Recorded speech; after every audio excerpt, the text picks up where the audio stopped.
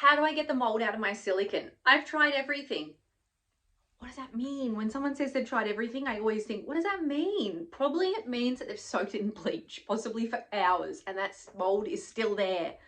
And nobody wants moldy silicone, whether it's around our bath, in our shower, around our kitchen sink, around our laundry sink. Moldy silicone is ugly and we want to clean it and get rid of it.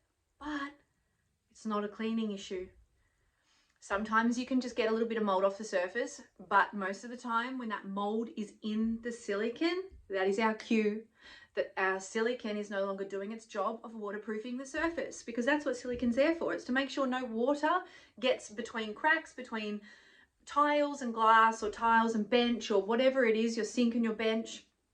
It is there to make sure no water is getting in and behind. So when we start getting mold inside the silicone, we know that water is getting in there. And what is the point of having silicone if it's not doing its job? Silicone is actually a really easy thing to replace. You can do it yourself. There are many online tutorials and it's a few dollars down at your local hardware store. Or you can get a tradesperson to come in and do it for you properly. But often we see in new builds that silicone isn't done properly. People rush the job. It goes on as a liquid and it solidifies and then it's waterproof.